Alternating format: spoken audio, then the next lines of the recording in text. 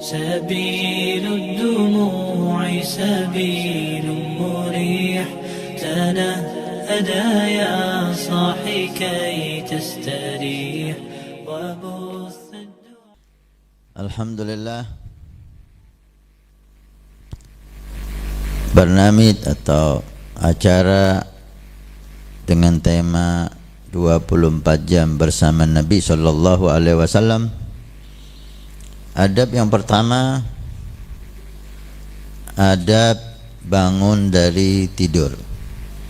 Bagaimana Nabi sallallahu alaihi wasallam dan apa yang beliau lakukan ketika beliau bangun dari tidurnya. Pertama, beliau bersiwak. Setiap bangun tidur, beliau bersiwak. Sampai diriwayatkan dari seriusnya beliau bersiwak ketika bangun tidur sampai terdengar suara a a a. Artinya siwaknya bukan hanya gigi yang disiwaki, bukan hanya lidah, tapi langit-langit gigi mulut kita semua dibersihkan oleh Nabi sallallahu alaihi wasallam. Kemudian membaca doa alhamdulillahilladzi ahyana ba'dama amatana wa ilaihin nusyur. Segala puji bagi Allah yang telah menghidupkan kami kembali setelah kami meninggal, dan kepadanya lah kami akan dibangkitkan dan dihadapkan. Karena tidur adalah akhul maut, saudaranya mati. Ketika kita bangun tidur seperti kita dihidupkan kembali. Ketiga, niat yang baik dalam sehari. Pasang niat apa yang akan kita lakukan. Salat berjamaah fajar dan 5 waktu, melaksanakan sunnah-sunnah, membaca Quran, menghadiri majelis yang bisa kita hadiri, bakti sama orang tua, membantu orang bekerja mungkin untuk mencari rezeki halal. Pasang niat yang baik, sehingga sebelum kita lakukan semua itu, Allah telah mencatat ibadahnya kepada kita. Dan yang terakhir, ada beberapa doa untuk penjagaan. Di antaranya, hasantu nafsi wa waladi wa ahli wa walidi wa ahli wa mali wa auladi bil hayyil qayyum alladzi la yamut abada wa dafa'tu anni wa anhum su bi alf la hawla wa la quwwata illa billahil aliyyil azim. Hasantu nafsi wa walidi wa walidai, saya mohon penjagaan untukku, wa walidai, dan kedua orang tuaku dan keluargaku dan hartaku dan anak-anakku, dengan zat yang maha al-hayyul qayyum alladzi la yamutu abada wa dafa'tu anni wa anhum su', dan saya memohon kepada Allah selamatkan dari segala kejelekan dengan 1000 dan 1000 dan 1000, la haula wala quwwata illa billahil azim. Kemudian diteruskan, u'idu nafsi wa iyyahum bi kalimatillahi tammah wa min kulli syaitanin wahamah wa min kulli ainin lamah. Yang terakhir, hasantu nafsi wa iyyahum bima hasana bihi Rasulullah sallallahu alaihi wasallam Sayyidina Al-Hasan wal Husain. Saya minta penjagaan untuk diriku dan untuk mereka dengan apa Nabi sallallahu alaihi wasallam memohon kepada Allah penjagaan untuk Sayyidina Al-Hasan wal Husain. Dibaca 3 kali. Inilah adab ketika kita bangun tidur. InsyaAllah jika kita mulai bangun tidur kita dengan adab ini, maka InsyaAllah berkah di hari itu. Alhamdulillahirabbil alamin.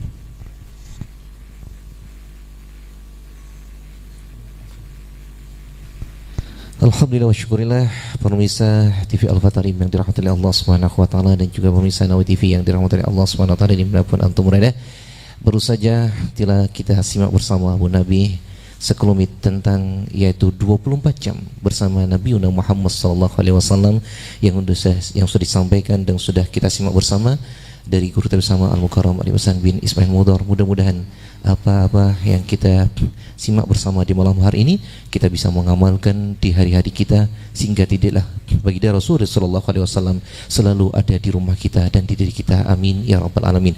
Baik, kita langsung angkat beberapa pertanyaan yang sudah masuk di malam hari ini, dan bagi antum yang ingin mengirimkan pertanyaan jangan lupa di 081 242424 334 ya. Nah, jangan lupa bagi antum yang bertanya silakan kirimkan pertanyaan anda di 081 242424 334. Baik, kita langsung ajukan pertanyaan yang pertama. Assalamualaikum ya Habib. Dari Sampang Madura, izin bertanya Habib tentang Rabu Wekasan atau pungkasan jawabannya Habib. Apa sih alasan yang tepat dan penting mengapa Allah Subhanahu wa taala menurunkan bala yang beribu-ribu itu ya Habib? Karena nanti takut ada anggapan itu bertentangan dengan sifat Rahman Rahimnya Allah Subhanahu wa taala. Kalau semisal karena banyaknya dosa manusia, kan sifat wafurnya Allah lebih luas daripada dosa-dosa hambanya. Terus bagaimana cara mudah menghilangkan anggapan ataupun keyakinan orang-orang yang meyakini dengan adanya Rabu Wengkasan itu Habib? Dan apakah orang yang enggak meyakini itu dengan alasan yaitu berprasangka baik kepada Allah Subhanahu wa taala, apakah boleh? Apalagi ada hadis qudsi yang menjelaskan bahwa saya Allah tergantung prasangkaan hambaku. Alhamdulillah, memang dalam ajaran Nabi sallallahu alaihi wasallam tidak ada yang namanya hari naas. Tidak ada itu hari naas. Waktu naas enggak ada. Setiap hari di mana kita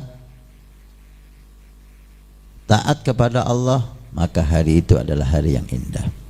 Hari apapun, baik itu Jumat, Sabtu, Ahad, Senin, Selasa, Rabu, Kamis, baik itu bulan Ramadan, bulan Syawal, bulan Safar, bulan apapun, ketika kita taat di hari itu, maka hari itu adalah hari yang berkah. Memang ada hari yang istimewa, ada bulan yang istimewa, ada tahun yang istimewa. Hari yang istimewa adalah hari Jumat, bulan istimewa bulan Ramadan, tahun istimewa tahun Nabi Muhammad sallallahu alaihi wasallam. Tapi hari naas enggak ada, bulan naas enggak ada, tahun naas enggak ada. Maka tidaklah kita perlu khawatir. Hari naas itu hari yang kita maksiat sama Allah, itu naas, walaupun hari Jumat. Walaupun hari Jumat kita maksiat sama Allah, itu hari naas. Bulan yang naas, bulan kita maksiat sama Allah, walaupun Ramadan. Itu yang pertama. Kedua, memang ada beberapa riwayat para aulia, bukan hadis, bukan ayat Al-Quran, riwayat aulia. Jika itu riwayat aulia, maka tidak bisa menjadi dalil qat'i atau menjadi dalil halal dan haram. Itu pandangan si wali tersebut. Walaupun kita ketahui bersama bahwa ucapan aulia as-salihin punya tempat, tapi untuk merubah hukum, la. Merubah la. Ucapan wali bahwa di Rabu terakhir, atau ada riwayat yang itu dhaif atau sampai ke maudhu bahwa Rabu terakhir di bulan Safar tempat turunnya bala, kita perlu ta'wil. Allah turunkan bala di Rabu terakhir bagi siapa? Bagi kafir, bagi munafikin. Bagi orang mukmin maka tidak ada bala. Maka para salaf kita punya kebiasaan yang indah di Rabu terakhir. Mereka keluar ke tempat-tempat yang indah, ke taman, ke pantai, ke kebun. Di situ mereka gunakan untuk berzikir, baca maulid, roha, sambil bersenang-senang, sambil nyembelih kambing. Jadi dibuat hari naas itu dia bahagia dengan zikir sama Allah. Di hari yang diyakini naas oleh orang-orang kafir, dia bergembira dengan taat sama Allah dan salawat kepada Nabi Muhammad sallallahu alaihi wasallam. Di zaman jahiliyah, Rabu terakhir Ramadan, Rabu terakhir bulan Safar itu betul-betul diyakini hari naas, sehingga di hari itu enggak ada yang keluar rumah. Semuanya ketakutan. Islam menghapus itu semua. Islam menghapus itu semua. Naam. Maka jangan kita meyakini hal-hal yang jelek, seperti yang dikatakan oleh si penanya dari Sampang Madura, ana inda dhanni abdi bi falyadhunnu bi ma syaa. Hambaku, aku tergantung sangkaan hambaku, maka silakan hambaku menyangka aku dengan apa? Silakan. Aku Rahman Rahim, aku ampuni. Aku Ghafur, aku ampuni. Aku diyakini Jawad, dan yang memberi aku beri. Kalau meyakini aku akan turun bala, maka aku akan turunkan bala. Sehingga takdir Allah, Allah ikatkan, Allah gantungkan dengan sangkaan kita kepada Allah. Maka jangan menyangka kecuali yang baik. Kecuali yang baik. Ada amalan dari Al-Habib Idrus bin Umar Al-Habsyi. Ini generasi sebelum Habib Ali Habsyi, sekitar hampir 200 tahun yang lalu. Habib Idrus bin Umar Al-Habsyi, aulia salihin. Beliau untuk supaya kita hilang was-was tentang hari Rebu Pungkasan, malam ini, malam Rebu Pungkasan ini. Udah masuk Rebu Pungkasan itu. Beliau memberi kita amalan. Udah, amalkan ini dari beliau, insya Allah kita aman dari bala dan aman dari musibah. Apa? Baca surat Al-Falaq dengan niat tahassun. Tahassun itu penjagaan. Ayo kita baca bareng, karena malam ini malam Rebu Pungkasan. A'udzubillahi minasyaitonirrajim. Bismillahirrahmanirrahim. Qul a'udzu birabbil falaq min syarri ma khalaq wa min syarri ghasikin idza waqab wa min syarri nafatsati fil 'uqad wa min syarri hasidin idza hasad. Niatkan untuk penjagaan. Yang kedua, membaca wallahu khairu hafidhan wa huwa arhamur rahimin. Di 4 tempat, depan, belakang, kanan, dan kiri. Kita baca wallahu khairu hafidhan wa huwa arhamur rahimin.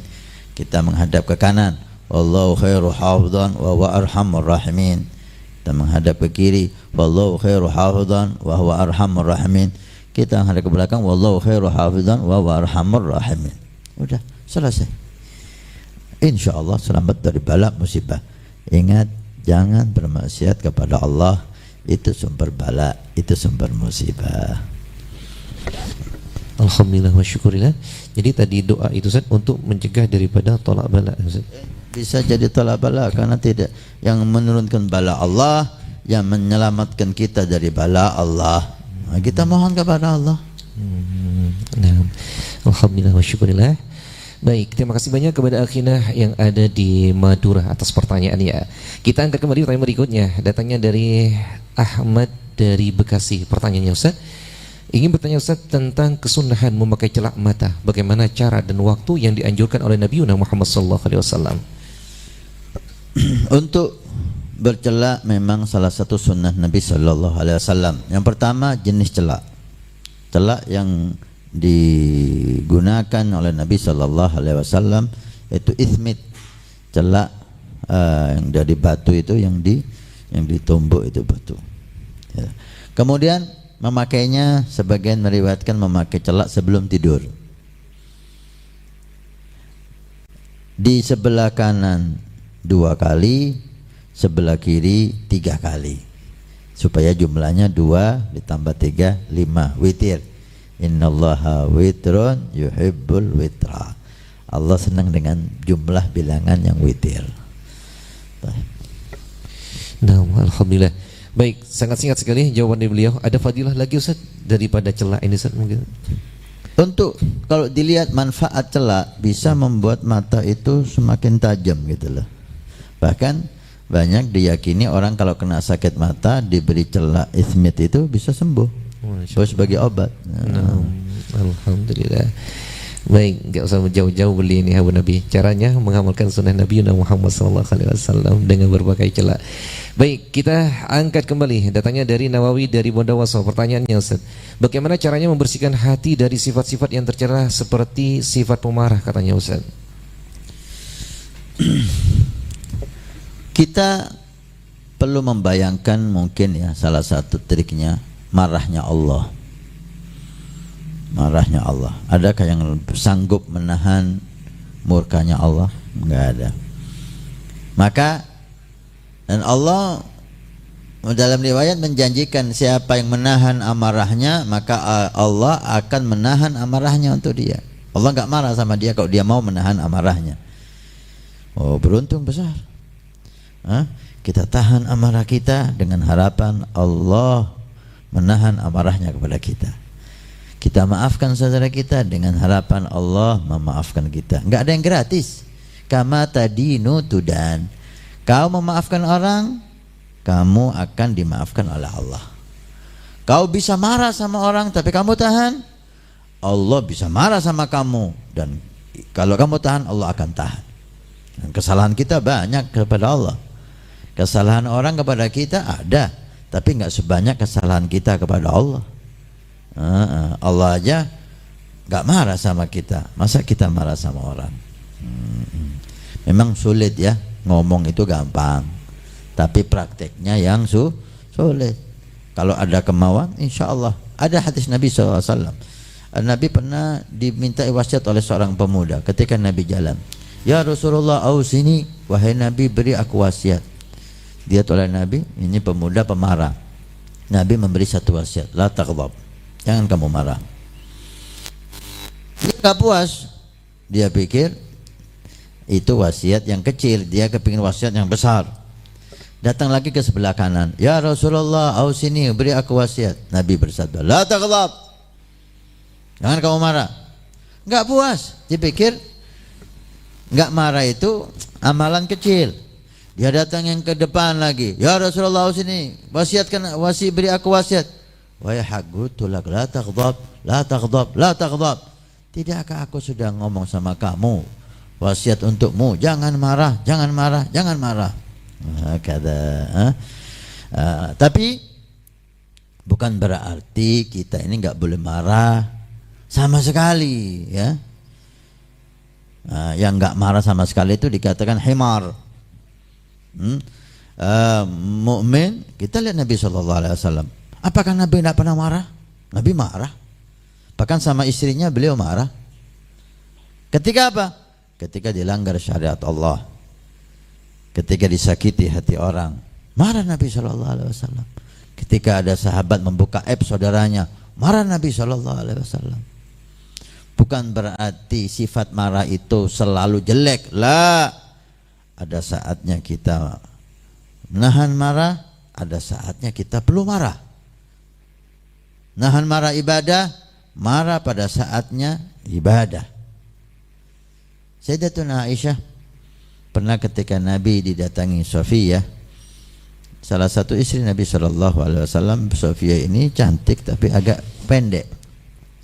Aisyah mungkin ada kecemburuan, kemudian beliau mengatakan kepada Rasulullah, ya Rasulullah, Sofiyah jamila, Sofiyah itu cantik tapi sayang pendek.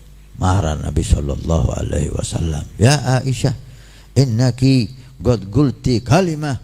Wahai Aisyah, kamu telah berkata satu kalimat. Kalau kalimat yang kau ucapkan tadi ditaruh di air laut, maka rusak air laut yang sebegitu banyak.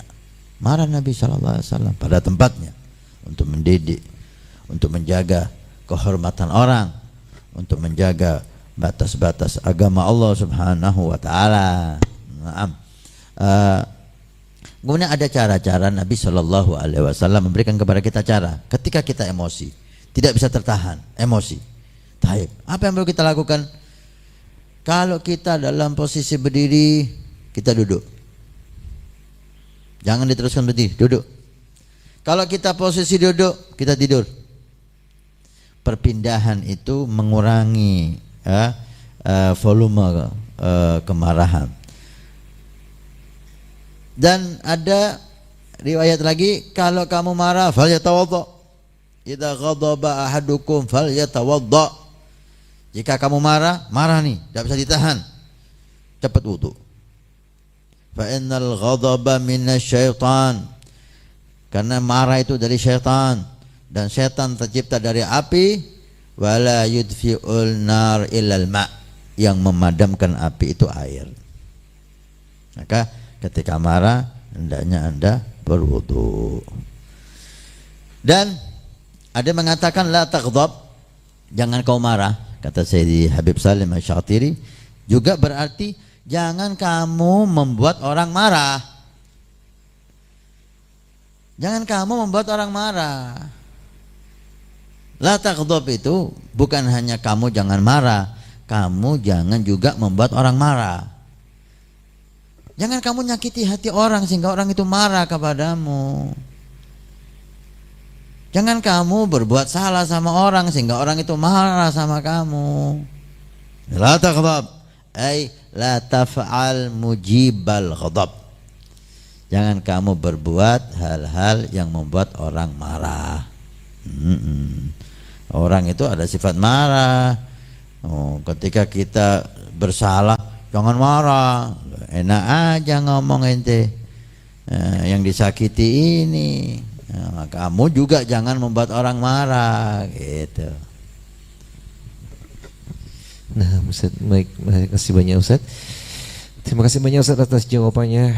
Dan kita angkat kembali datangnya dari Adi dari Bekasi, ingin bertanya Habib, menjelang datangnya bulan Maulid, persiapan apa saja yang harus kita siapkan agar mendapatkan keberkahan dan keutamaan di bulan Maulid, katanya Ustaz. Itu yang pertama. Dan yang kedua, amalan apa ya Habib agar kita bisa memiliki wudu yang panjang seperti wudunya Syekh Bakar bin Salim, katanya Habib. Alhamdulillah, ini pertanyaan yang indah ya. Kalau bisa dikasih hadiah oleh pemirsa TV, oleh TV Al-Wafa Tarim, ini pertanyaan perlu pantas dapat hadiah. Persiapan kita menyambut bulan Maulid Nabi Sallallahu Alaihi Wasallam, bulan kelahiran Rasul, pantas perlu persiapan. Iya, kelahiran Rasul 17 Agustus saja, sebelum datang 17 Agustus kita persiapan, dan itu bagus. Kelahiran negara Indonesia, kemerdekaan itu kelahiran negara Indonesia. Kita persiapan, rapat dan seterusnya, apa yang mau dilakukan, gimana upacara, lomba apa, hadiah apa, acara apa, nggak ada masalah, itu bagus. Tapi peringatan Maulid Nabi jauh lebih bagus. Kelahiran Rasulullah, kelahiran rahmatan lil alamin, perlu persiapan. Perlu persiapan. Tidak ada yang lebih indah persiapan untuk menyambut bulan Maulid Nabi Sallallahu Alaihi Wasallam seperti kita taubat kepada Allah. Pertama, taubah. Nabi sangat senang kalau kita taubat, ya. Taubat, kembali kepada Allah. Ini yang paling menyenangkan Rasulullah. Kita kembali kepada Allah, mengakhiri semua maksiat kita sebelum Maulid datang. Karena tidak ada yang membuat Nabi sedih kecuali kita tetap di dalam kemaksiatan. Akhiri maksiat, sambut Maulid dengan mengakhiri semua maksiat, tobat dari semua dosa. Nah, itu yang pertama. Yang kedua, persiapkan apa yang membuat Nabi senang. Sunnah Nabi. Sudahkah kita punya siwak? Sudahkah kita punya siwak? Tidakkah kita ingin pakai sorban? Nih, sunnah Nabi. Saya bukan ustaz, nggak ada masalah. Sorban bukan hanya untuk ustaz. Yang penting jangan terlalu besar. Kondisikan dengan Anda. Sayyidina Umar mengatakan senjata kita di akhir zaman ini dua, apa? Siwak dan lidah. Ini senjata kita. Sunnah Nabi Sallallahu Alaihi Wasallam. Kemudian sunnah yang kecil, cincin ini dari perak ya, cincin dari perak, ambil, pakai sunnah Nabi Sallallahu Alaihi Wasallam. Ada pahalanya. Naam. Kemudian 24 jam bersama Nabi. Amalkan itu. Sunnah-sunnah Nabi Sallallahu Alaihi Wasallam, mulai bangun tidur, makan dan seterusnya. Dan niatkan untuk menghadiri acara Maulid Nabi Sallallahu Alaihi Wasallam yang bisa anda hadiri. Dan jika anda mampu buat maulid, buat maulid. Gak mampu buat maulid, ikut nyumbang acara maulid. Bergembira dengan kelahiran Nabi Sallallahu Alaihi Wasallam dan usahakan mulai mendengar kisah Nabi, sejarah Nabi, sirah Nabi, akhlak Nabi. Mungkin yang terakhir yang saya sampaikan di sini, coba jalin hubungan dengan cucu Nabi yang bisa anda hubungi. Apa yang bisa anda lakukan untuk mereka? Anda bantu, anda beli hadiah, atau anda senyum di wajah mereka. Buat cucu Nabi gembira. Itu mengundang ridha Nabi, itu mengundang perhatian Nabi Sallallahu Alaihi Wasallam kepada anda. Mudah-mudahan sebelum datang Maulid ini, bulan Rabiul Awal, Allah muliakan kita untuk bertemu Nabi. Ya, niat minta sama Allah untuk berjumpa Nabi di bulan Maulid Nabi SAW.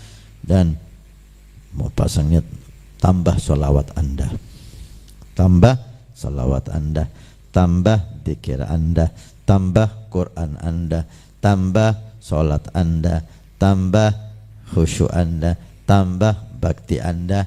Dengan tambahnya ibadah, dengan segala macam bentuk ibadah, itu menggembirakan Nabi Sallallahu Alaihi Wasallam. Dan mulailah berpikir tentang umat Nabi Sallallahu Alaihi Wasallam. Dan apa yang anda bisa bantu untuk dakwah, bantu. Ini hal-hal yang membuat Nabi gembira. Hadiah mulia untuk Nabi Muhammad Sallallahu Alaihi Wasallam. Yang kedua, untuk selalu memiliki wudu seperti Sayyidina Syekh Abu Bakar bin Salim. Beliau diriwayatkan 40 tahun sholat subuh dengan wudu Isya. Subhanallah, berapa jam itu ya? Isya itu jam berapa? Anggap jam 7, 8, 9, 10, 11, 12, 1, 2, 3, 4 9, 10 jam gak batal wudunya. Masya Allah. Caranya gimana, Habib? Di antaranya sedikit makan. Orang yang sedikit makan, sedikit minum. Sedikit minum, sedikit ke kamar mandi. Minimal. Orang banyak makan, banyak minum. Orang banyak minum, ngantuk. Banyak ke kamar mandi. Ya kan tidak bisa kita megang wudu terus. Tapi minimal jangan kita memaksa ya untuk selalu berwudu.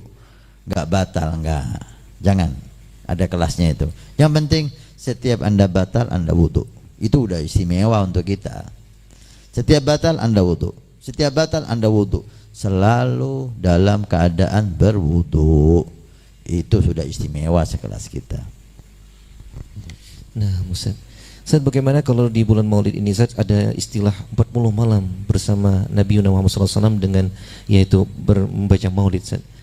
40 malam seperti pengajian. Alhamdulillah banyak majelis-majelis taklim ya, kita dengar membuat acara Maulid Nabi Sallallahu Alaihi Wasallam setiap malam sampai 40 malam. Ada syai'un hasan, sesuatu yang bagus. Setiap malam baca Maulid, setiap malam baca Maulid. Ada Maulid, ada zikir min Allah, dan di dalamnya ada tausiah, nasihat. Ini sangat indah. Ini hal yang baik dan hal yang bagus. Yang penting jangan paksa, gitu loh. Jangan memaksa. Buat ibadah, buat maulid, buat dengan gembira dan senang. Seandainya maulidnya saja diterapkan di rumah untuk dibaca, silahkan. Dulu itu di Tarim, setiap bulan maulid itu setiap rumah baca maulid. Setiap rumah baca maulid. Enggak harus ngundang orang. Keluarga, orang tua, kakak adik. Nggak bisa ya keluarga aja yang ada di situ baca maulid bareng sama anak sama istri, baca maulid. Bahkan sebagian salihin di setiap ruangan rumahnya dibacakan maulid. Di rumahnya di ruang tamu ada kamar, ada tempat-tempat lain, setiap kamar, setiap ruangan dibacain maulid Nabi sallallahu alaihi wasallam. Barakah. Alhamdulillah wa syukurillah. Gak bisa Habib baca maulid, ya setel maulid. Banyak kaset-kaset maulid. Nah. Di YouTube banyak maulid. Nah. Alah setel maulid, Anda duduk sama keluarga. Mahal qiyam Anda berdiri hormat Nabi sallallahu alaihi wasallam. Alhamdulillah. Nah. Mungkin ada program khusus dari Al-Wafa TV untuk menyebut maulid. Al-Wafa TV ada acara maulid Nabi sallallahu alaihi wasallam di Senin terakhir bersama Ahbabul Mustafa. Nah, baik, pemirsa Al-Wafa TV tadi yang dirahmati Allah Subhanahu wa taala dimanapun antum berada dan juga pemirsa Nabi TV, jangan kemana-mana. Kita akan angkat pertanyaan-pertanyaan antum yang sudah masuk di segmen yang ketiga insyaallah ya. Maka oleh karena itu tetap stay tune di 107,3 tetap stay tune di Al-Wafa TV Tarim dan juga Nabi TV. Jangan kemana-mana, kita akan lihat sejenak setelah yang satu ini.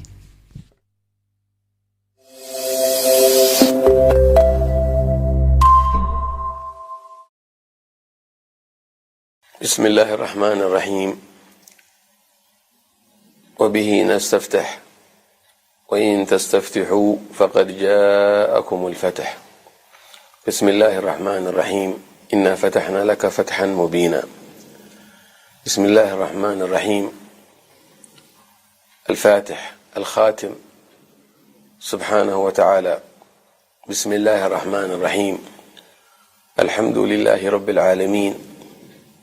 ونصلي ونسلم ونحمد مولانا النبي المكرم المبلغ عن الله آياته الداعي إلى الله بإذنه وجعله الله سراجا وقمرا منيرا فبلغ الرسالة وأدى الأمانة ونصح الأمة وكشف الغمة وجاهد في الله حق جهاده اللهم صل وسلم على المبلغ الأول صلى الله عليه وسلم وعلى آله وصحبه الذين أحسنوا البلاغ عن الله وعن رسوله وأحسنوا الدعوة والهداية وامتثلوا أمر مولاهم لنبيه صلى الله عليه وسلم في قوله سبحانه وتعالى يا أيها الرسول بلغ وقوله سبحانه وتعالى وأذن في الناس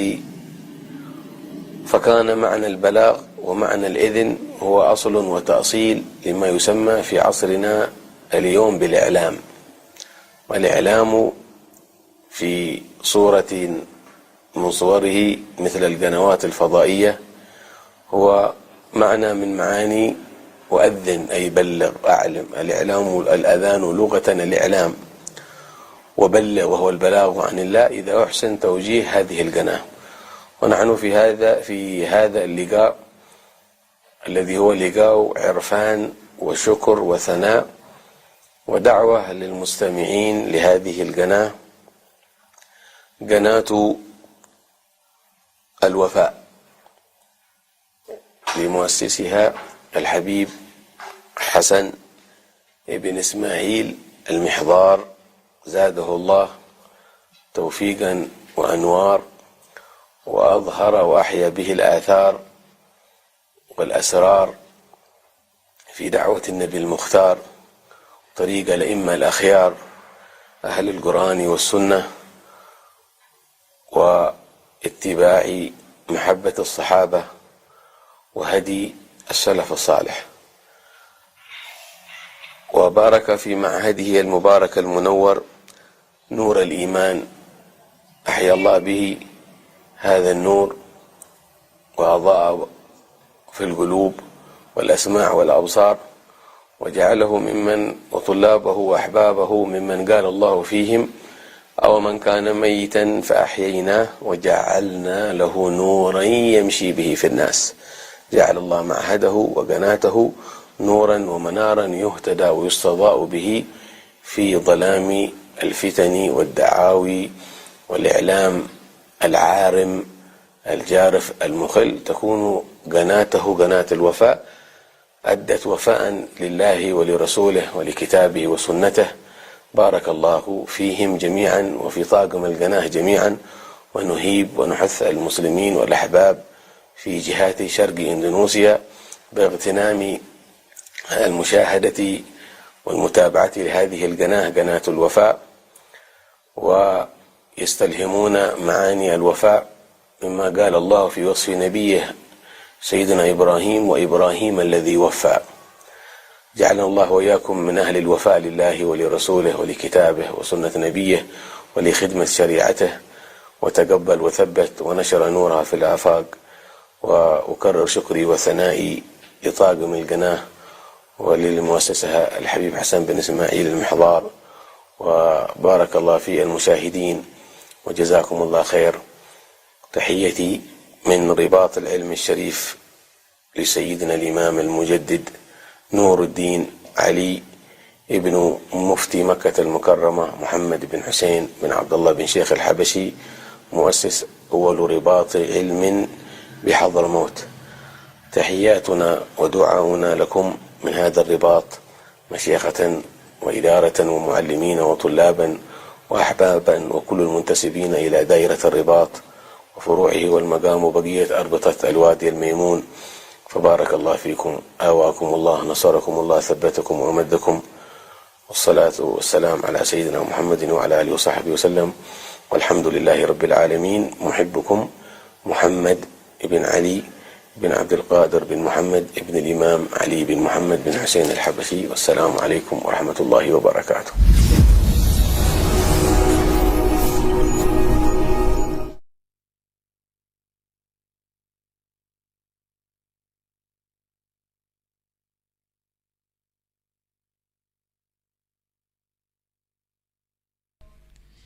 Alhamdulillah wa syukurillah pemirsa TV Al-Fatihah yang dirahmati oleh Allah Subhanahu wa taala dan juga pemirsa Nabi TV yang dirahmati oleh Allah Subhanahu wa taala dimanapun antum berada. Kita memasuki mohon maaf ya, kita memasuki segmen yang kedua, bukan yang ketiga ya, yaitu segmen yang kedua. Maka oleh karena itu, bagi antum yang ingin bertanya silakan kirimkan pertanyaan antum semua ya di bawah ini, langsung aja dikirimkan, langsung diketik di 081 242424 334 081 242424 334. Namun jangan lupa cantumkan nama dan alamat. Baik Ustaz, kita langsung angkat pertanyaan di segmen yang kedua ini Ustaz, yaitu datangnya dari Akhina Aditama Sityadi dari Jawa Timur Ustaz. Sityadi dari Jawa Timur. Pertanyaannya adalah, jika di bulan Maulid kita selalu membaca Maulid di setiap waktu, pagi, sore, malam, itu hukumnya apa Ustaz? Dan dalilnya apa katanya Ustaz? Dan kadang saya ditanya bagaimana hukumnya membaca maulid, karena sebagian orang mengatakan itu adalah bid'ah. Apakah demikian Ustaz? Pembacaan maulid Nabi SAW di bulan Rabiul Awal. Bulan Rabiul Awal adalah bulan kelahiran Rasul SAW, tepatnya hari Senin. Dalam riwayat yang masyhur 12 Rabiul Awal, riwayat masyhur, ada khilaf di sana. Tapi hari Senin dan Rabiul Awal tidak ada khilaf. Allah Subhanahu wa taala berfirman dalam Al-Qur'an, "Wadzakirhum bi ayyamillah." Ingatkan mereka dengan hari-hari Allah. Ahlu tafsir mengatakan yang dimaksud hari-hari Allah adalah hari di mana Allah memberikan nikmat yang jelas, yang besar, seperti perang Badar 17 Ramadan. Allah memberikan kemenangan yang mutlak di hari itu. Allah menyuruh kita kenang hari itu, sebut-sebut hari itu harinya Allah. Semua hari-harinya Allah, tapi hari di mana Allah memberikan nikmat khusus itu Allah menyuruh kita untuk mengenang dan menyebutnya. 17 Ramadan nuzulul Quran, diturunkannya Al-Quran, itu hari Allah, kenang. 27 Rajab atas pendapat masyhur Isra dan Mi'raj, itu hari Allah, kenang, sebut-sebut hari itu. Dan ketahuilah, dikatakan oleh Sayyid Muhammad Al-Maliki muhaddits, semua keistimewaan hari-hari yang diistimewakan oleh Allah, baik nuzulul Quran, perang Badar, ataupun Isra Mi'raj, dan hari apapun itu semuanya itu karena kelahiran Nabi Muhammad SAW. Hari kelahiran Nabi lah sebagai sumber semua kemuliaan hari itu.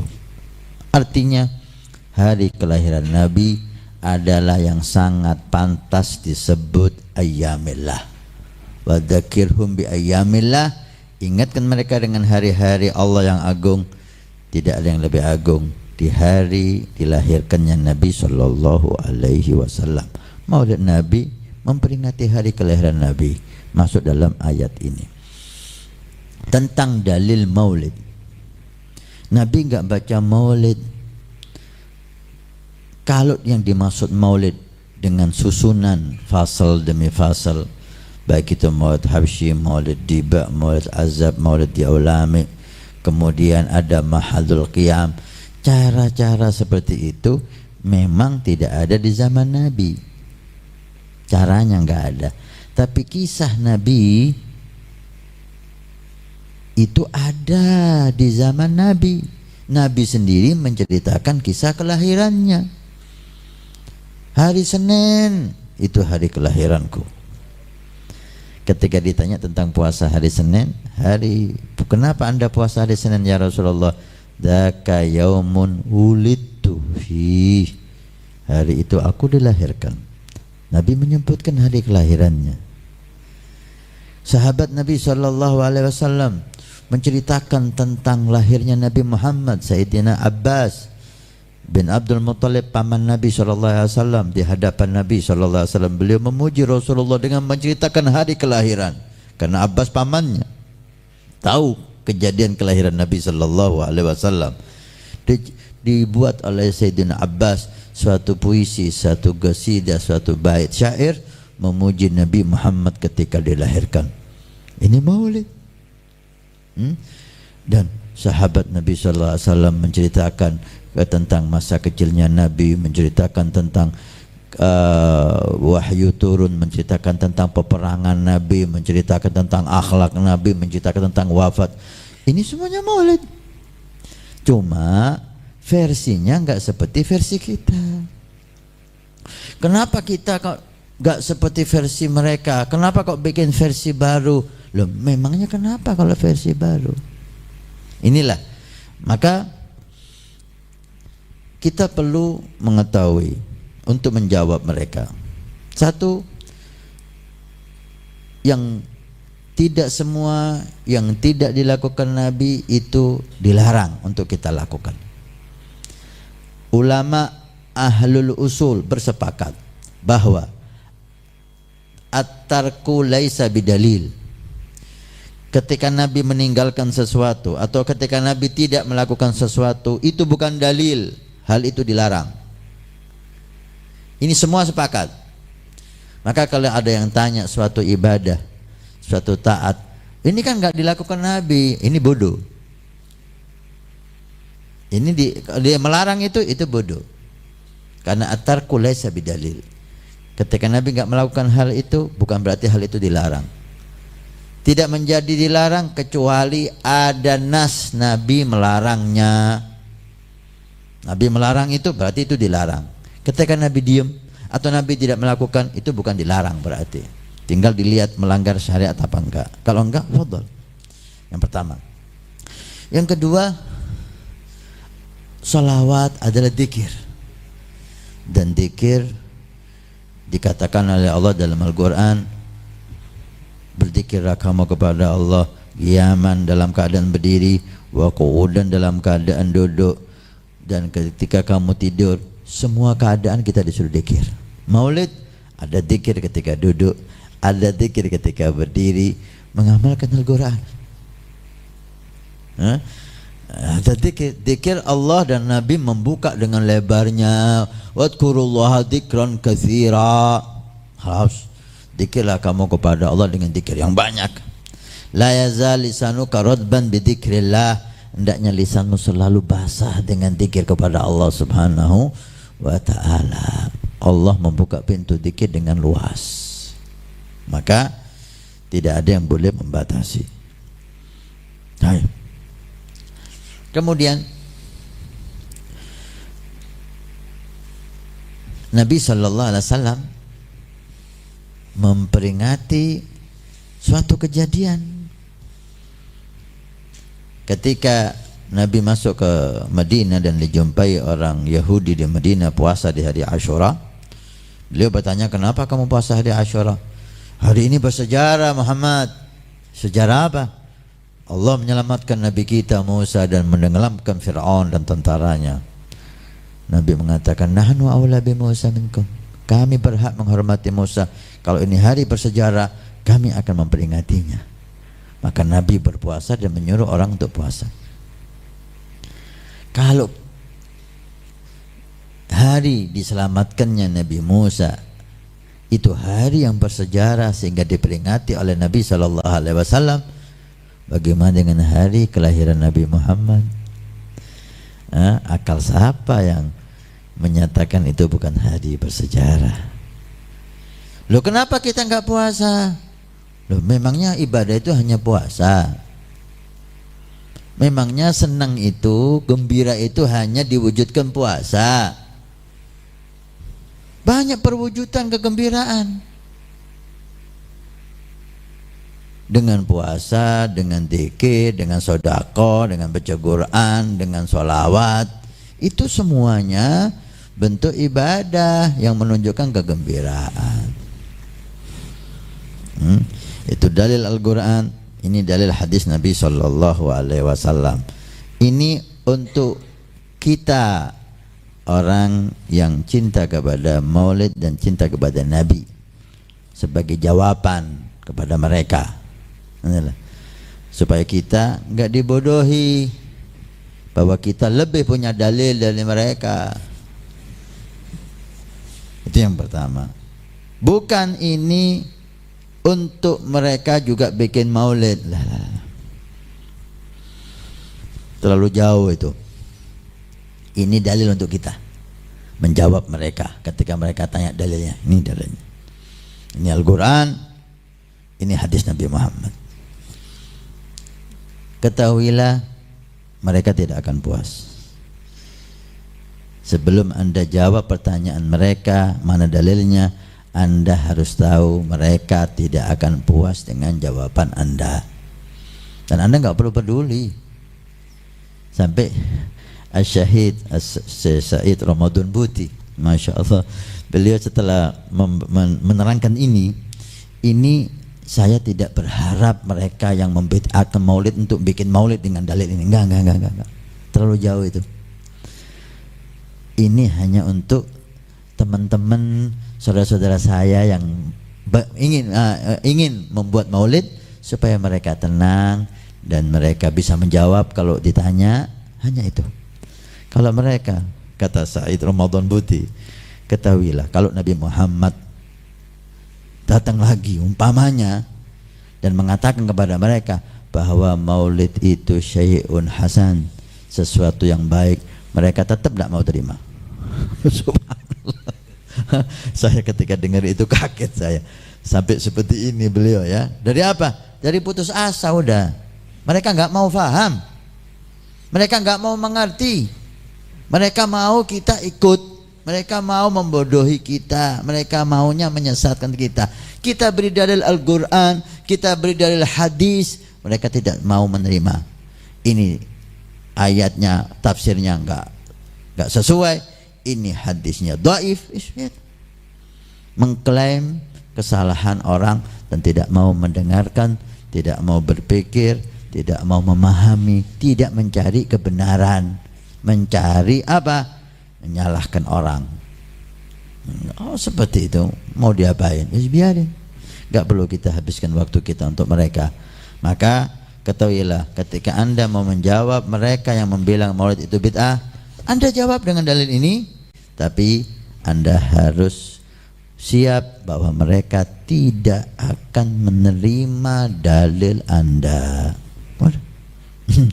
Nabi Said Ramadan Buti alaihi rahmatullah, kalaupun Nabi datang dan mengatakan kepada mereka yang membid'ahkan maulid, maulid itu bagus, mereka enggak mau menerima.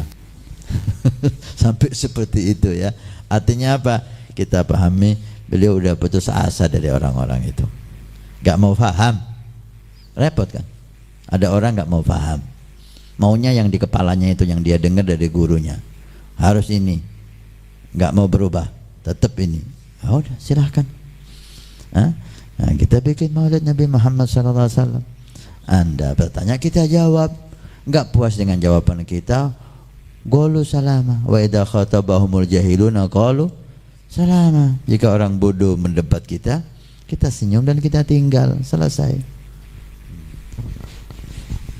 Nah, Ustaz, baik, terima kasih banyak Ustaz atas jawabannya, dan terima kasih banyak kepada Aditama yang ada di Jawa Timur ya. Baik, kita angkat pertanyaan berikutnya, datanya dari Ahina Saman di Bandung. Pertanyaannya Ustaz, sebentar lagi kan bulan Rabiul Awal, benarkah tidak ada kata mubazir kalau kita mau mengadakan acara akbar maulid di bulan Rabiul Awal nanti?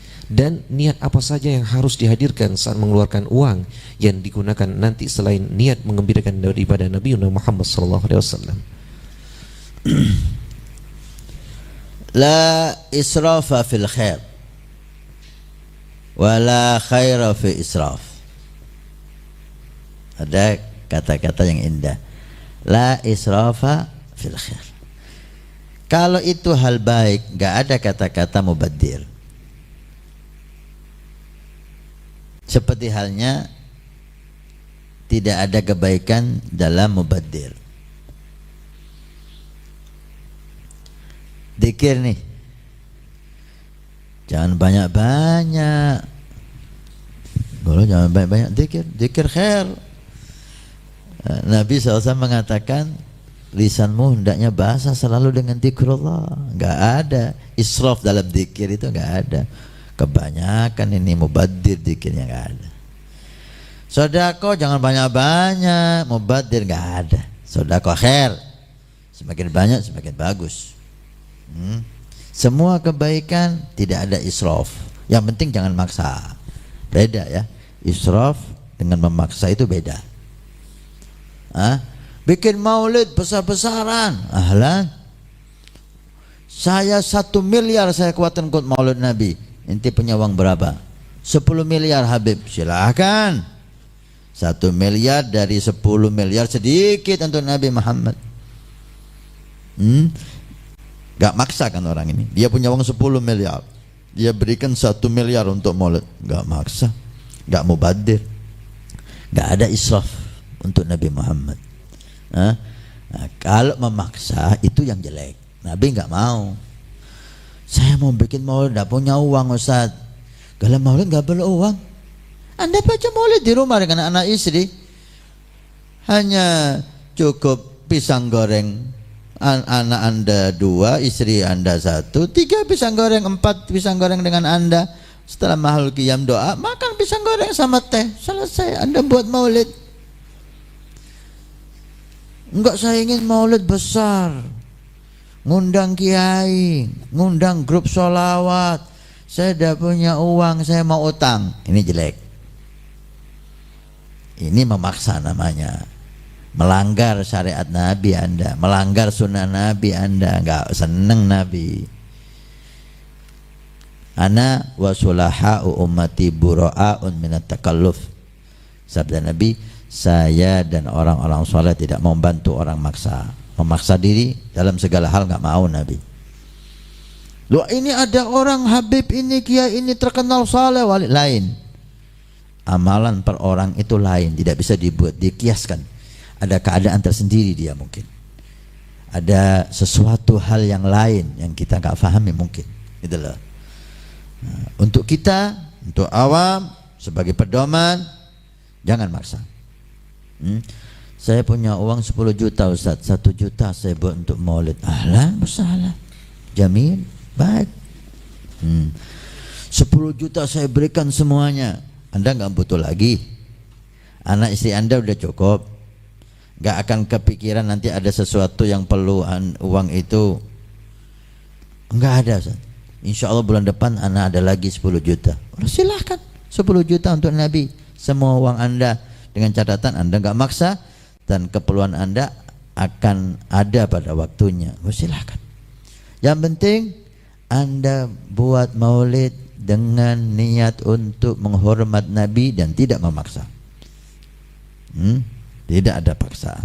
Artinya memaksa, gak enak kalau berkatnya kayak gini dilihat orang. Nah ini berarti Anda bukan untuk Nabi, untuk orang.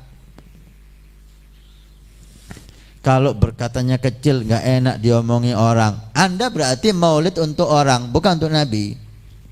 Kalau untuk Nabi, Nabi ingin kita sodako itu dengan senang hati, tidak memaksa. Udah. Tapi ya tahu dirilah gitu loh. Ketika uang dikit jangan undang orang banyak. Yang penting kan maulidnya, bukan banyaknya yang hadir. 1 juta ngundang orang 2.000. Kasih permen itu mereka yang datang. 1 juta ngundang orang 20. Yang penting maulid Nabi. Niatnya apa Habib? Niat menghormat Nabi Muhammad, niat sedekah, niat buat majelis ilmu, niat silaturahmi, niat dakwah. Banyak niat-niat indah di dalam acara maulid. Karena acara maulid lengkap ya, ada Al-Qur'an di situ, ada ilmu di situ, ada zikir di situ, ada sedekah di situ, ada silaturahmi di situ. Alangkah indahnya. Mudah-mudahan Allah panjangkan umur dan Allah takdirkan kita untuk membuat maulid walaupun hanya dengan keluarga kita. Alhamdulillah wa syukurillah. Terima kasih banyak kepada Salman yang ada di Bandung atas pertanyaannya. Ini bagi yang kesulitan dengan kesibukannya atau dan lain-lain, monggo Ahbabul Mustafa membuka. Siapa yang mau ikut donasi maulid di Senin terakhir Ahbabul Mustafa. Biasanya kita kumpulkan semua dana dari teman-teman, dari jamaah dan semua yang ikut berserta, kita gunakan semua untuk maulid. Tahun lalu kita beli siwak dan kita beli minyak wangi, kita bagikan di semua jamaah yang begitu banyak, berapa ribu itu yang hadir, kita bagi semuanya. Tahun ini insya Allah kita ingin surban dan jilbab, kita bagikan kepada semua yang hadir. Monggo yang repot buat maulid, monggo donasi maulid Nabi di acara Maulid Akbar Ahbabul Mustafa. Amin. Senin terakhir bulan Maulid Nabi. Tanggal berapa Senin terakhir?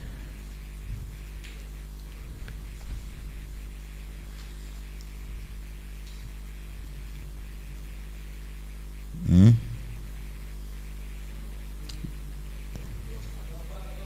24 Oktober insya Allah ya. Itu sekitar 28 maulidnya. Apa 26? 24 Oktober Senin malam Selasa terakhir. Monggo bagi yang sibuk untuk buat maulid, Anda ingin ikut serta, monggo donasikan di Maulid Akbar Ahbabul Mustafa. Kita akan buat untuk semuanya untuk Maulid Nabi sallallahu alaihi wasallam. Alhamdulillah wa syukurillah. Baik, kita langsung akan kembali pertanyaan berikutnya, datangnya dari Akhi Abu Dhafar di Korea. Pertanyaannya Ustaz, bagaimana hukumnya merubah niat dalam sholat seperti sholat wajib ke sholat sunnah? Apakah boleh ataukah tidak Ustaz? Karena saat sedang sholat tiba-tiba ada orang datang dan dia menunggu kita sedang sholat Ustaz. Bagaimana ini? Sholat sunnah dirubah fardu itu nggak bisa. Kita sholat sunnah qobliyah, kemudian ada qobliyah dhuhur, kemudian ada berjamaah sama kita rubah fardu nggak bisa. Tapi sholat fardu kita rubah sunnah bisa. Kita sholat fardu dhuhur nih, nggak taunya ada jamaah di situ sholat dhuhur. Nah, kita rubah sholat kita ini sunnah supaya kita ikut jamaah dhuhur. Itu ada yang mengatakan boleh. Jadi salah satunya dirubah sunnah, kemudian kita sholat dhuhur berjamaah dengan yang ada itu. Ini ada yang mengatakan boleh. Nah, Ustaz. Baik, terima kasih banyak kepada Aina Mudhafar atas pertanyaannya. Ini ada pertanyaan Ustaz dari Hamid di Australia. Ini bahasa Inggris. Apa jawabannya juga perlu diterjemahkan bahasa Inggris nih. Insyaallah kita ada tim ini, kabar gembira ya. Channel Ahbabul Mustafa channel. Kita buat tim untuk terjemahan jawaban kita dengan bahasa Inggris. Insyaallah. Udah keluar belum? Udah berjalan ya.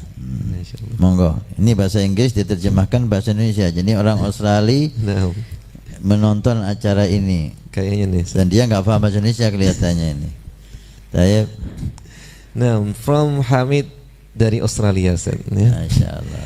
Bagaimana hukumnya jika kita menaikkan haji orang tua dahulu, tetapi kita sendiri belum menunaikan ibadah haji, katanya Ustaz? Orang yang mau menjadi haji badal, gitu ya, menghajikan orang lain. Dia haji tapi untuk orang lain. Ini orangnya harus sudah haji. Orangnya harus sudah haji. Jadi haji yang kedua atau yang ketiga atau yang keempat. Jika dia belum haji, maka dia tidak bisa menghajikan orang. Dia harus haji dulu. Ini bagi pelakunya. Tapi bagi Anda anaknya nggak harus. Gitu lah. Orang tua saya hajikan dulu, Ustaz. Nah, kalau orang tua itu masih hidup, itu akan betapa gembiranya orang tua itu. Anda berikan uang Anda kepada orang tua. Insya Allah Allah ganti Anda rezeki yang lain. Gimana kita belum haji ya Ustaz? Gak apa-apa. Nah, dengan catatan Anda ada harapan untuk haji, gitu lah. Karena ketika Anda punya uang, maka Anda wajib haji. Karena uang itu pas bisa digunakan untuk haji, maka Anda wajib haji. Tapi jika Anda berikan orang tua Anda wajib haji enggak? Gitu. Dia miskin Ustaz, saya berikan dulu. Oke. Anda kemungkinan dapat rezeki lagi enggak? Insya Allah Ustaz. Khalas, itu afdal. Hajikan orang tua Anda menghajikan orang tua, pahalanya Anda dapat, dan Anda dapat pahala birrul walidain.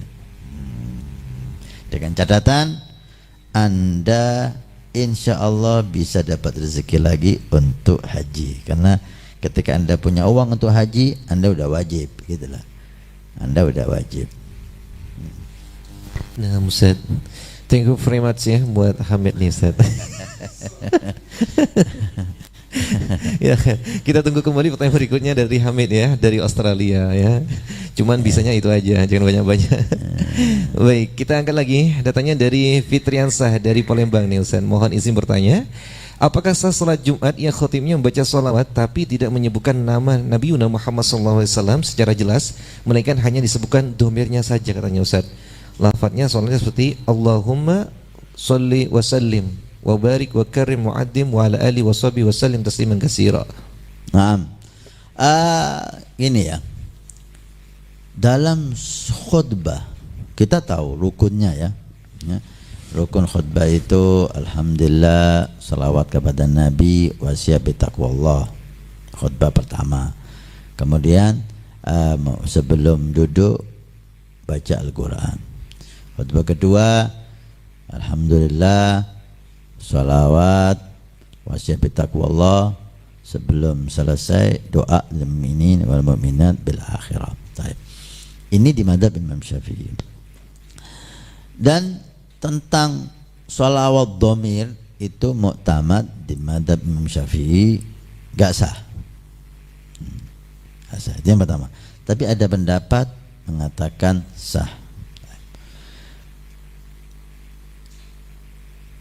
Dan pendapat muktamad di mazhab Syafi'i sekali lagi harus urut. Alhamdulillah, sholawat wasiat bitaqwallah. Tapi sebagian enggak harus urut. Alhamdulillah. Nah, ketika enggak harus urut, apakah orang itu tidak ada sholawat sama Nabi menyebut nama Muhammad dalam khutbahnya? Itu sulit sekali. Itu hampir bisa kita katakan enggak mungkin dalam khutbah itu orang enggak menyebutkan nama Nabi Muhammad.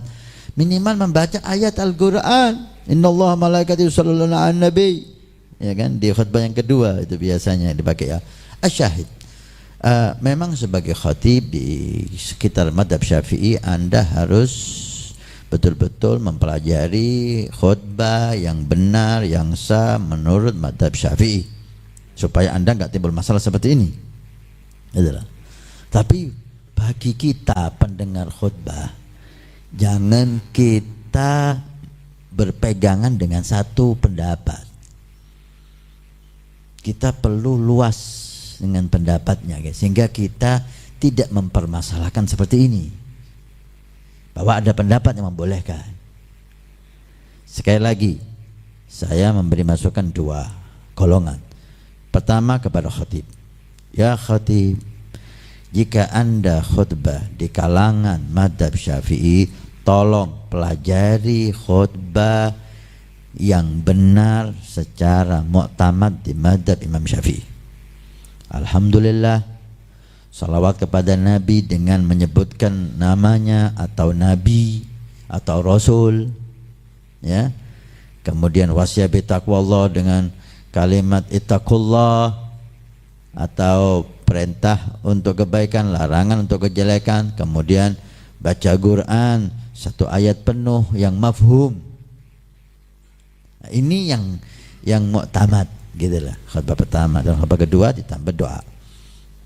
Hendaknya Anda pelajari ini, dan Anda jangan mengambil pendapat yang memperbolehkan tanpa tanpa nama dan seterusnya. Ada apa Anda? Apa alasan Anda tidak mengambil yang mu'tamad, padahal yang mu'tamad mudah? Gitu. Lebih afdal Anda ngambil yang mu'tamad, wahai khatib, supaya enggak timbul masalah.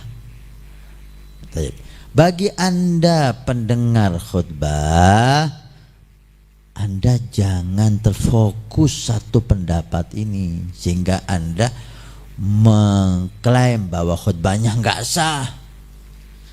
Enggak sah menurut siapa? Menurut satu ulama. Ada ulama yang mengesahkan. Kenapa Anda komplain? Maka pelajari ilmu, gitulah. Anda jangan gampang menyatakan ini khutbahnya enggak sah, sholat Jumatnya enggak sah, akan timbul fitnah. Anda nasihati khatib enggak ada masalah. Wahai khatib, maaf, kedangkalan ilmu saya yang saya tahu tidak sah sholawat dalam khutbah dengan dhamir. Mungkin ada pendapat lain yang Anda tahu, tapi tolong supaya enggak timbul masalah, Anda sebutkan nama Nabi Muhammad, selesai. Dan nama Nabi Muhammad indah. Itu dua saran saya untuk khatib dan untuk pendengar khutbah. Alhamdulillah wa syukurillah. Terima kasih banyak Ustaz atas jawabannya. Dan kita angkat kembali pertanyaan berikutnya. Datanya dari Ahmad Rizkillah dari desa Tanjung Atap, Sumatera Utara. Pertanyaannya Sumatera Selatan. Pertanyaannya adalah, tolong ceritakan kisah terbentuknya kitab Maulid Adiul Lami dan Maulid Syamsudduror, katanya Ustaz. Bukan Syamsudduror, Syarabut Tahur. Syarabut Tahur, naam, Sayyidah Habib Umar. Namun jawabannya insyaallah kita akan angkat di segmen yang ketiga. Jangan kemana-mana, kita akan kembali lagi setelah yang satu ini.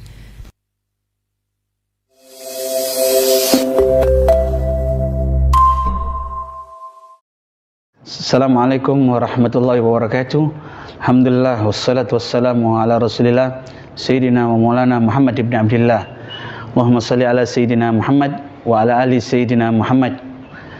Al-Fakir Abu Bakar bin Abdul Qadir Malidawilah Malang mengucapkan apresiasi yang sangat luar biasa kepada guru kita, saudara saya Al-Habib Hasan bin Ismail Al-Muhdhar, yang dengan perjuangan beliau dari kota ke kota untuk menyambungkan dan keluarnya TV Al-Wafa Karim yang direstui oleh Yang Mulia Al-Allamah Al-Habib Umar bin Muhammad bin Salim bin Hafid, agar muslimin muslimat yang ada di Indonesia khususan dan yang di luar negeri umuman bisa mendapatkan pelajaran-pelajaran ilmu agama, agar kita masuk di dalam hadis Rasulullah sallallahu alaihi wasallam, salasatun yuhibbuhumullahu taala yaumil qiyamah.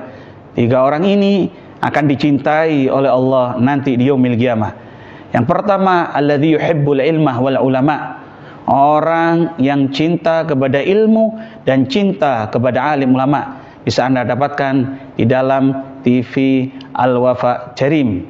pelajaran dengan pengajar yang berkaliber ulama yang membawa ajaran Ahlus Sunnah wal Jamaah. Yang kedua, dari hadis tadi, wal muksiru minas salati wassalami alayya, seseorang yang memperbanyak membaca salawat dan salam kepadaku, kata Nabi. Yang terakhir, wal qaimu bil lail, orang yang selalu senantiasa menghidupkan malam-malamnya dengan ruku' dan sujud kepada hadratullah. Dan jazakumullah khair, terima kasih banyak kepada para donatur yang berpartisipasi dengan adanya TV Al-Wafa Tarim ini. Mudah-mudahan Allah Subhanahu wa taala yang membalas amalan-amalan antum. Setiap ada pendengar, setiap ada pemirsa yang mendengar maupun melihat TV Al-Wafa Tarim, ganjarannya Anda terus akan Anda dapatkan sampai Anda ke barzah, bahkan sampai di yaumil qiyamah nanti. Mudah-mudahan TV ini langgeng ila yaumil qiyamah. Amin Allahumma amin. Hadza minni wal afu minkum. Wassalamualaikum warahmatullahi wabarakatuh.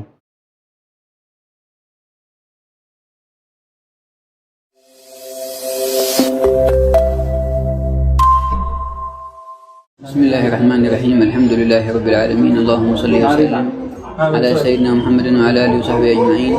الحمد لله الذي يسر هذه القناة المباركة قناة الوفاء تريم وأتاح من خلالها الاستفادة من كثير من العلم النافع والوعظ الذي يحرك القلوب ويحدوها إلى العمل بمرضاة الله سبحانه وتعالى. فبارك الله في من أنشأ هذه القناة ومن يقوم على خدمتها، ونسأل الله سبحانه وتعالى أن يجعلها مصدر إشعاع لأنوار إرث النبوة ولأنوار الهداية تنتشر بها في قلوب الناس. وهنيئا لمن وفقهم الله لهذا الخير ولمن أكرمهم الله بمتابعة ما فيها مما يفيد وينفع. ونسأل الله تعالى أن يتقبل من الجميع. وصلى الله وسلم على سيدنا محمد وعلى آله والحمد لله رب العالمين.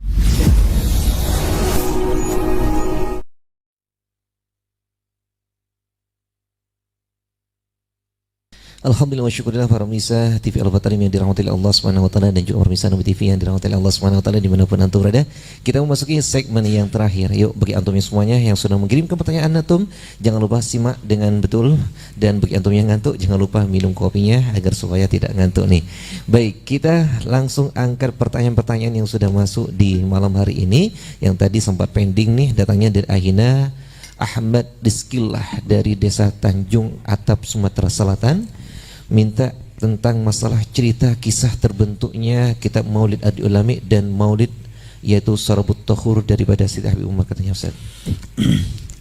Sayyidi Habib Umar sekarang ini yang kita ketahui punya 2 buku Maulid. Yang pertama, Maulid yang sudah tidak asing lagi, dibaca di mana-mana di Nusantara dan di beberapa negeri, yaitu Maulid Ad-Diya'ul Lami. Maulid ini ada 4 fasal, kemudian Mahlul Qiyam, 4 fasal, dan doa. Yang kedua, Maulid Syarabut Tahur. Ini lebih singkat, 2 fasal Mahlul Qiyam, 2 fasal doa.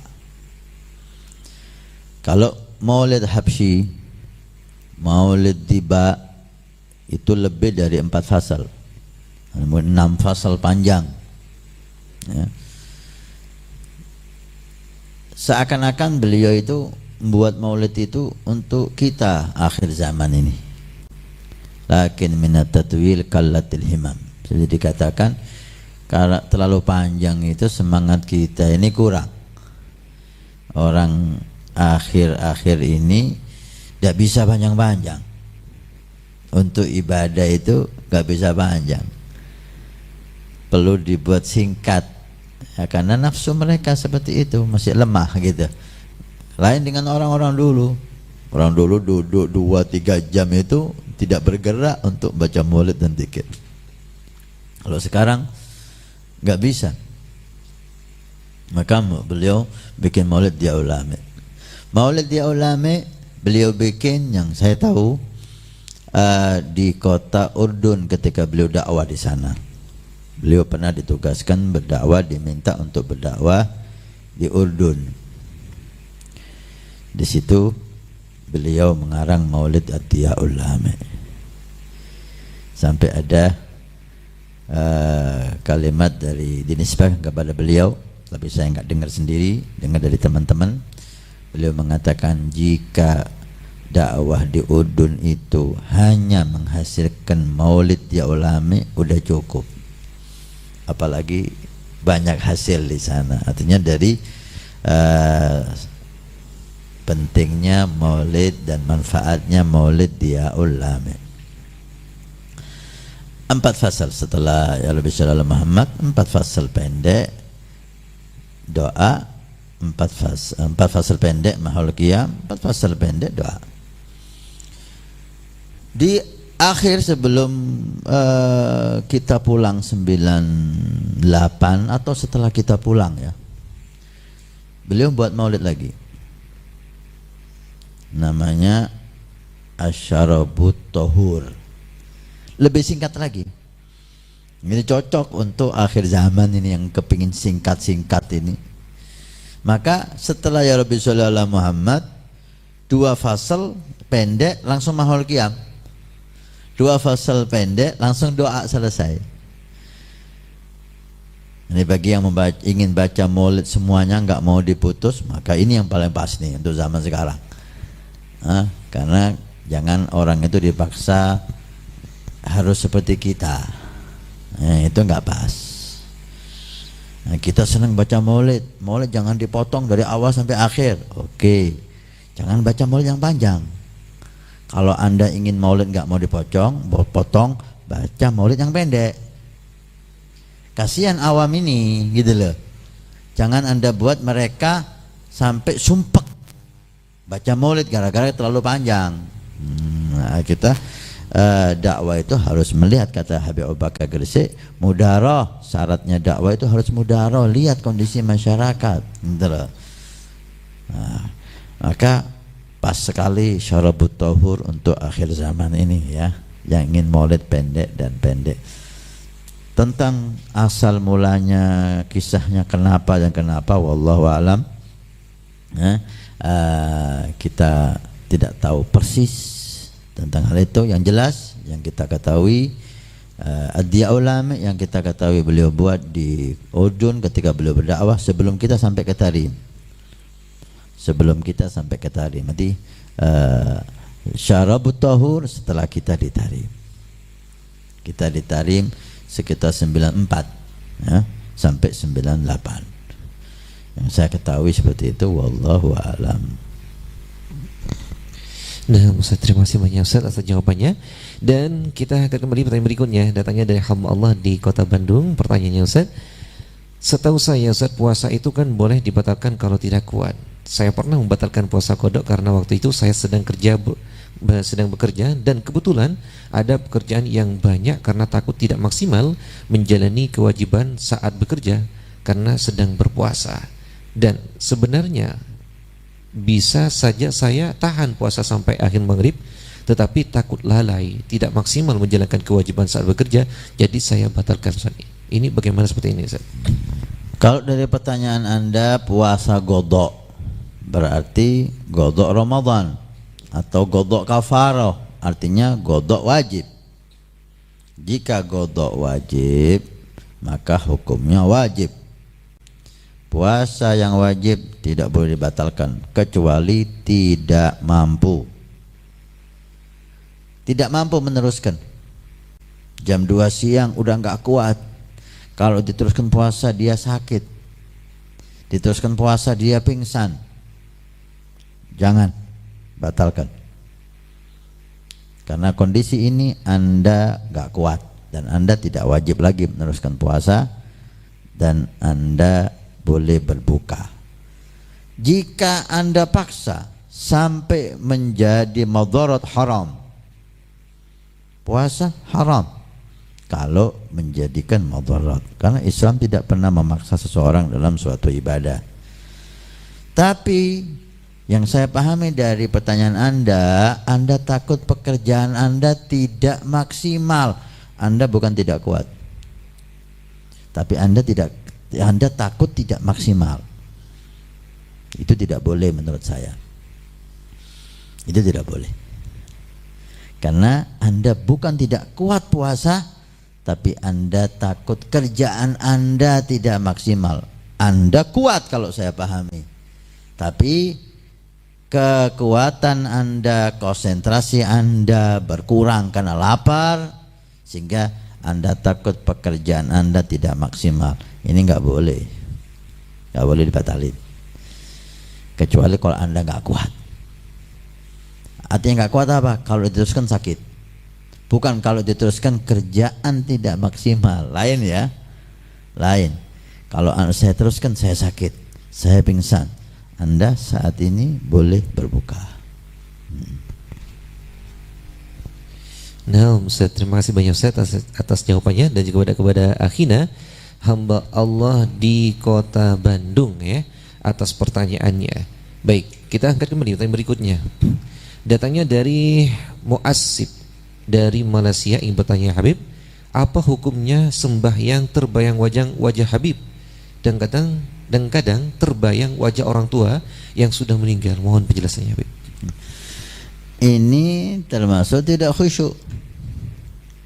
Khusyuk itu Anda konsentrasi penuh dengan Allah, tidak membayangkan apapun. Tapi itu sulit, Habib. Kita awam harus membayangkan sesuatu supaya tidak membayangkan yang lain. Gitu. Sekali saya ulangi, khusyuk itu tidak membayangkan apapun, konsentrasi bersama Allah dengan memahami makna yang dibaca, memahami ayat yang dibaca. Tapi jika tidak bisa, memang itu sulit. Sebagian awam dan sebagian besar harus membayangkan sesuatu supaya dia itu konsentrasi. Maka daripada membayangkan yang gak karu-karuan, karena kadang-kadang datang gambar maksiat yang kita lihat dalam sholat kita, datang suara yang kita dengar yang berbau maksiat di dalam sholat kita, maka kita perlu fokus. Kadang-kadang seorang santri ketika membayangkan gurunya di depannya, ini lebih khusyuk. Artinya lebih khusyuk di sini dia nggak bayangkan apa-apa, bayangkan gurunya tok. Hatinya bisa lebih hadir. Ini hukum timbangan daripada diperbolehkan.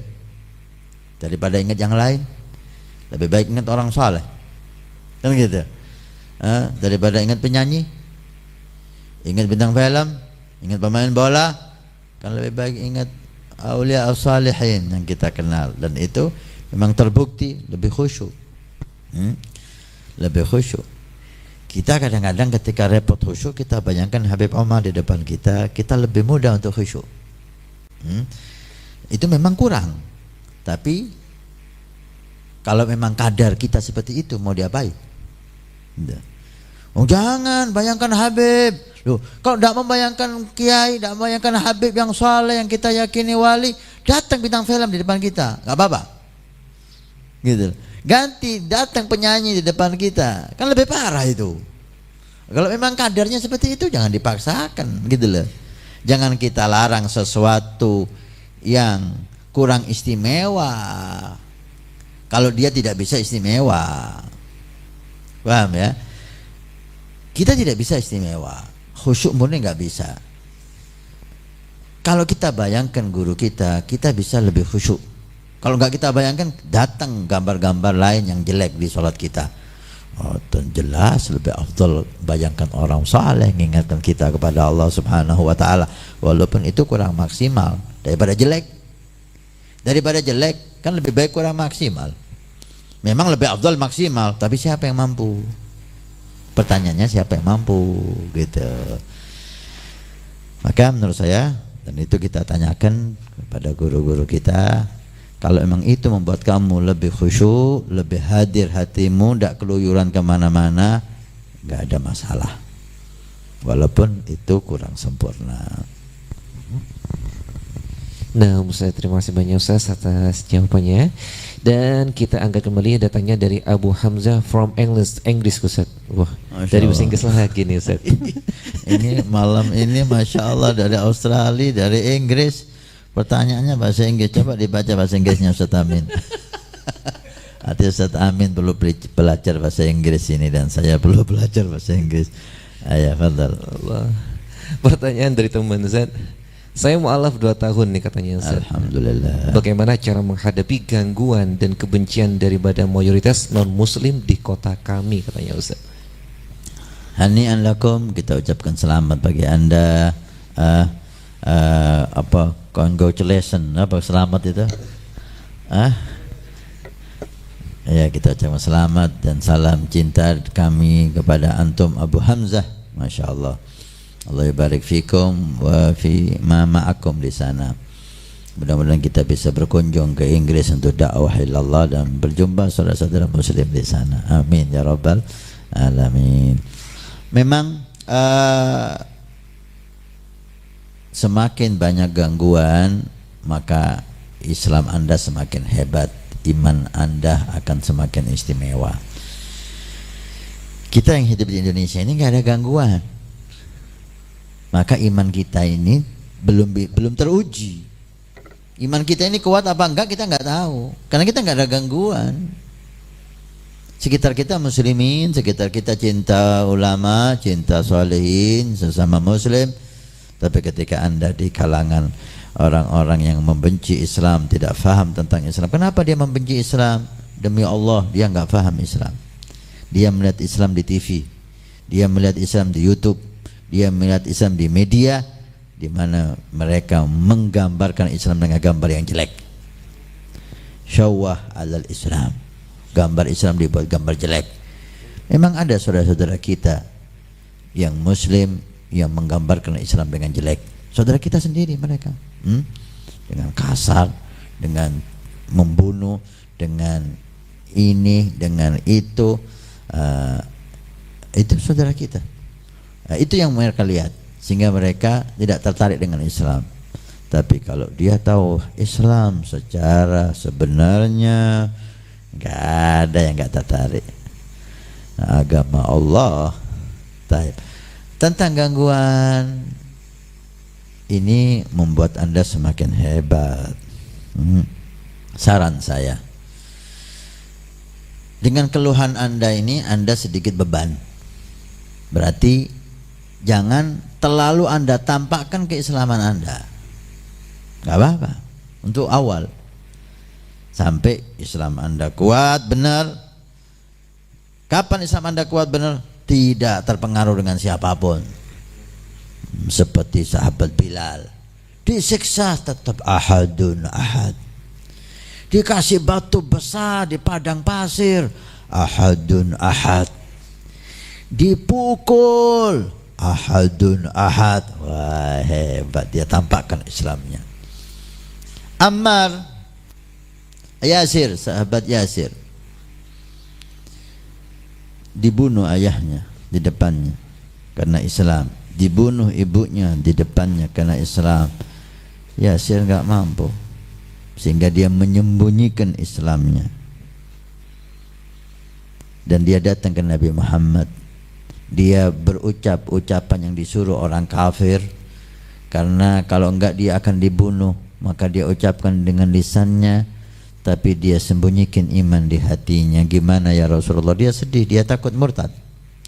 Tapi Nabi mengatakan, anta mu'min, kamu mu'min wahai Yasir. Kalau kamu dipaksa ngomong kufur lagi, ngomong, tidak apa-apa. Yang penting hatimu iman. Ini bagi orang yang lemah. Ada contoh. Maka saran saya, jangan Anda terlalu tampakkan Islamnya.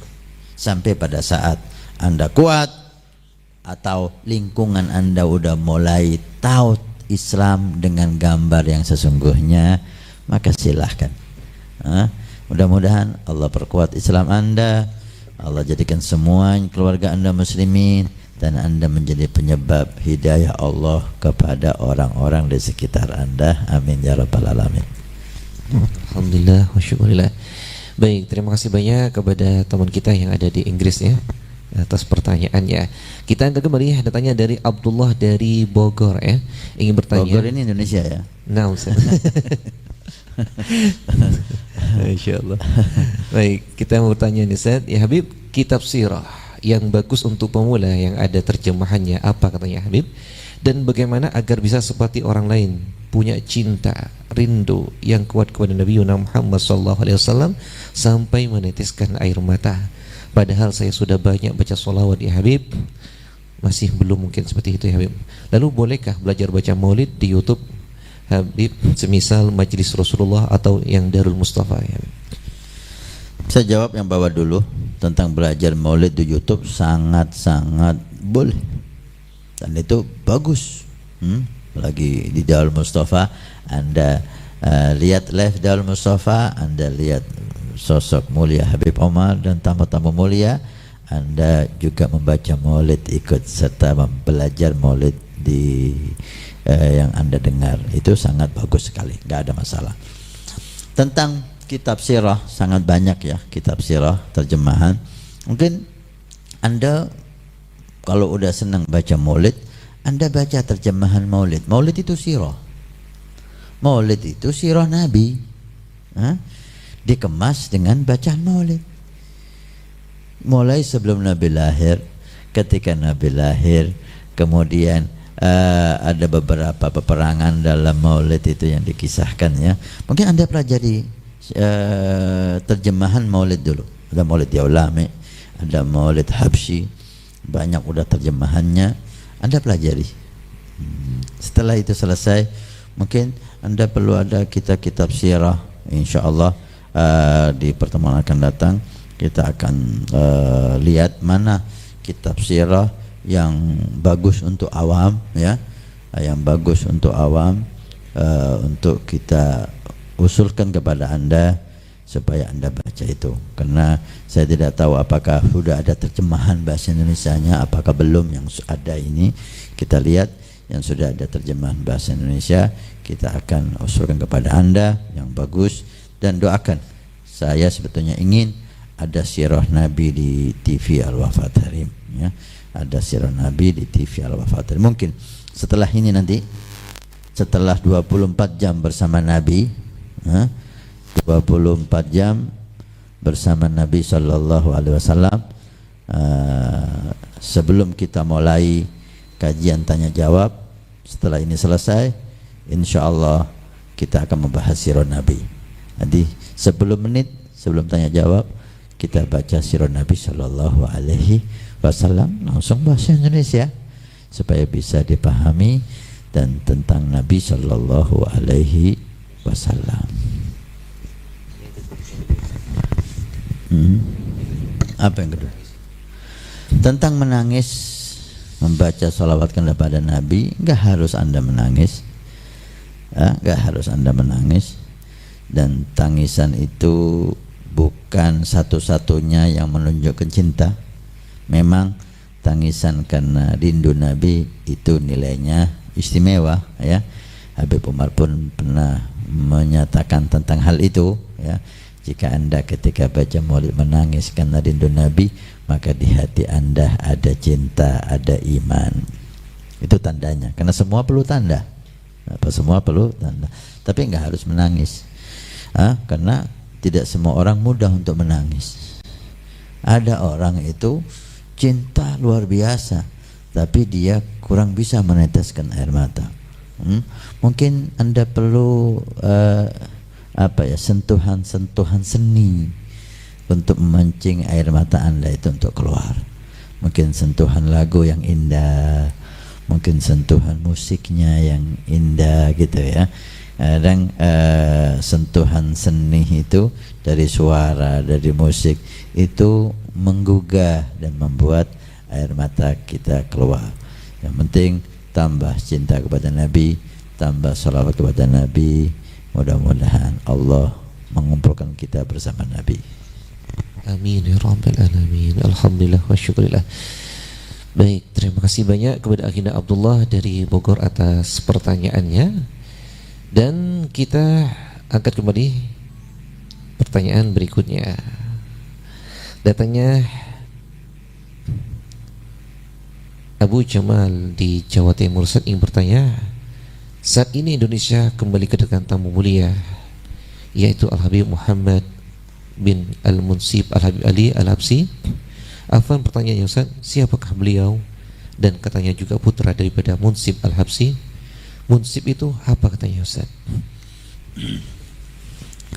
Naam, setelah datangnya tamu-tamu mulia Al-Habib Ali Al-Jufri beserta Habib Kazim Segaf beserta putra-putra guru mulia kita Habib Salim dan Habib Hamid bin Sayyidil Habib Umar, datang sekarang ini Al-Habib Muhammad bin Ali bin Abdul Qadir bin Muhammad bin Ali Al-Habsyi Sahibul Maulid.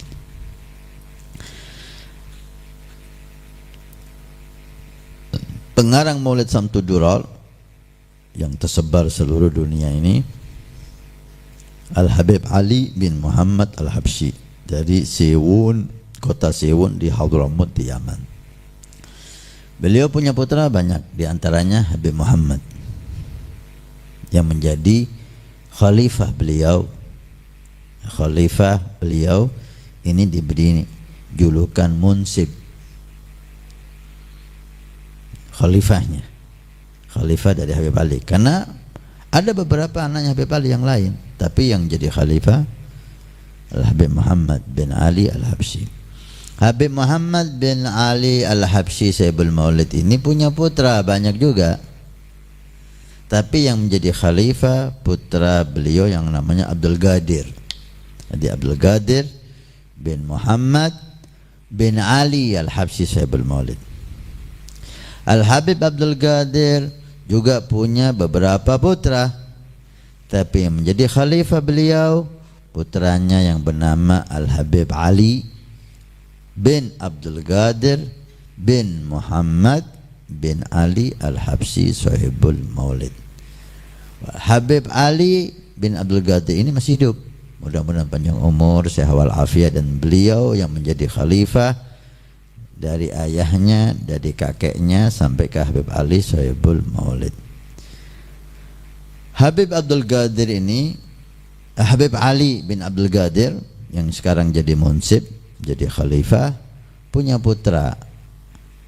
Di antara putra yang besar Al-Habib Muhammad bin Ali bin Abdul Qadir bin Muhammad bin Ali Sahibul Maulid, yang sekarang hadir di sini bersama Habib Alwi Al-Habsyi.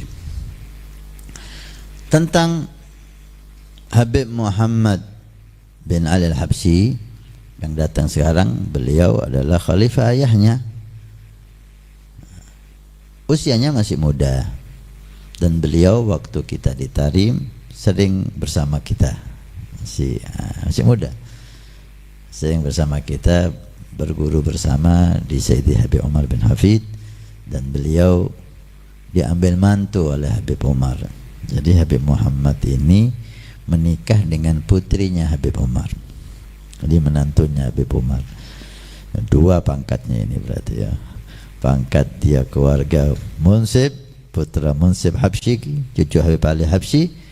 Yang kedua, beliau menantu dari guru mulia kita Sayyidi Habib Umar. InsyaAllah TV Al-Wafa Tarim akan mendapat kehormatan dengan kehadiran beliau. Pondok Pesantren Nurul Iman ini juga akan dapat kehormatan dengan kehadiran beliau insyaallah. Dan saksikan di TV kesayangan Anda Al-Wafa Tarim semua kegiatan kunjungan Habib Muhammad bin Ali Al-Habsyi, cucu Habib Ali Habsyi. Kita kerjasama dengan Nabawi TV, acara beliau di Jakarta kita merelay Nabawi TV, acara beliau di Jawa Timur Nabawi TV merelay Al-Wafa Tarim. Begitu indah ya ta'awun kerjasama dalam dakwah ilallah. Mudah-mudahan bermanfaat. Saksikan terus acara demi acara Nabawi Al-Wafa Tarim, karena akan menampilkan tamu-tamu mulia kita. Mungkin yang saya jawab ini sudah menjawab semuanya pertanyaan yang ada. Mudah-mudahan Allah Subhanahu wa taala memberkati tamu-tamu kita, ya, menjadikan negeri kita negeri yang berkah, didatangi oleh orang-orang mulia.